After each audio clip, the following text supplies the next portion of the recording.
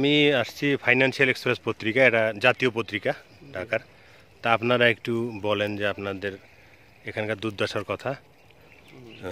আপনার গেছে 500 বিঘা জমির বেশি গেছে, 1000ও পার হবে, কিন্তু অনুমানিক ধরলাম আর কি। গত বিঘা নাকি 500 1000 বিঘা চলে গেছে। ওগুলো রোয়া ছিল, বুঝছেন, ধান ছিল, ওগুলো ধান কাটি কাটি গরু খাইতেছে, বুঝছেন। ওই জমিগুলো ভুট্টে আবাদ ছিল, মানে ভালো ফসলও হয়েছিল। আমাদের যে এই জমিগুলো ভাঙি দেওয়াতে মানুষগুলোর আর কি সেই রকম দুর্দশা হয়ে গেছে। এখানে একটা সরকারি কাজও নাই, সেরকম স্কুল আসিল, মাদ্রাসা আসিল, বুঝছেন। এখানে একসময় আমাদের এমপি সাহেব কাজ করছিল, রাঙা এমপি, হ্যাঁ, সেটাও নদীর ভাঙি গেছে। তখন থেকে আর কাজ কাম করে না, কেউ চোখ দেয় না, বুঝছেন না। আমাদের নতুন সরকার যেহেতু হয়েছে, আমাদের নতুন সরকার হিসেবে যেটা আর কি করার দায়িত্ব, সেটা যদি আসি করতো, এখানে একটা মনে করেন যে সুবিধা হইতো। এখানে একটা বেরি বাঁধ আছে, বাঁধটাও যদি যদুস বাঁধটাও ভাঙে পারে, বাঁধটা ভাঙলে ব্রিজটার সমস্যা হবে, বুঝছেন না। বাঁধ যেখানে ভাঙবে ব্রিজটা কাছাকাছি চলে যাবে মাঝামাঝি, তেমন আর আটকাইতে পারবে না, বুঝছেন না। আপনার পুরা নামটা কি? না, আমার নাম মোহাম্মদ দুলাল মিয়া। দুলাল মিয়া। আমার শঙ্করদহ বাড়ি, লক্ষ্মীদারি ইউনিয়ন, থানা গঙ্গাছড়া, জেলা রংপুর।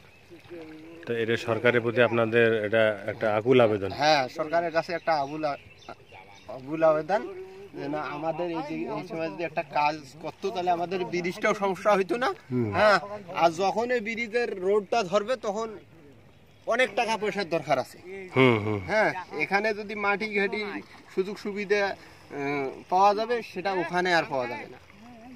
এখানে একটা বেরি বাঁধ যদি দিত, বাঁধটা দিয়ে যদি কিছুটা একটা নদী শাসনের ব্যবস্থা। আমি তো এর আগে কয়েক মাস আগে এখানে আরেকবার আসছি, তখন তো আমি অনেক মনে হচ্ছে যে ওই 2 কিলো আমি ওইদিকে যেতে পেরেছি, আজকে এইখানেই ভেঙে গেল। হ্যাঁ, এই বছরে 1.5-2 কিলো রাস্তা ভেঙে গেছে। আমরা তো জানি, আমাদের বাসা এখানে, বুঝছেন না। এখানে সব ভুট্টে আবাদ হয়েছিল এই বছর। হ্যাঁ হ্যাঁ, আমি তো ছবি নিয়ে গিয়েছিলাম। সবগুলো ভুট্টে আবাদ হয়েছিল, ভালো ভালো আবাদি জিনিস, মিষ্টি কুমড়া, আলু, আমাদের সব জায়গায় এটাই আবাদ হতো। পাতাকপি, লাউ, আমাদের বিভিন্ন ধরনের গম আবাদ হতো, রসুন, পেঁয়াজ। এবারে কিছুই আবাদ হবে না।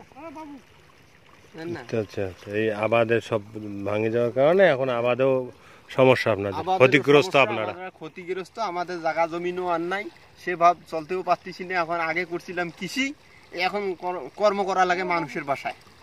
এখন শ্রমিক হয়ে গেছে, শ্রমিক হওয়া, লেবার। সেও একদিন কাজ আছে, আর একদিন নাই, একদিন খাটি একদিন খাচ্ছে, বুঝছেন না। এই যে ধানগুলো, এই ধানগুলো একটা পাতা। ও, আপনি আসেন, আপনার কোনগুলো? এই ধানগুলো জমি, এটা কত শতক ছিল? মানে বিঘা বিঘা 10-15 জন বাড়ি আমি গেছি। আচ্ছা, 10-15 বিঘা ওনার ছিল। আচ্ছা, অলরেডি কতগুলো গেছে ভেঙে, নদীর ভাঙনের শিকার? আচ্ছা আচ্ছা আচ্ছা, ওটা তো অনেক ক্ষতিগ্রস্ত হয়ে গেছে। এইখান জায়গা মনে করো গোড়া হলে এখান জায়গা ভেঙে গেছে, এইখান জায়গা এটা বললো তো না হলেও এই বেড়ি বানটা ভাঙলে শহর একটাও ঠিক হয় না।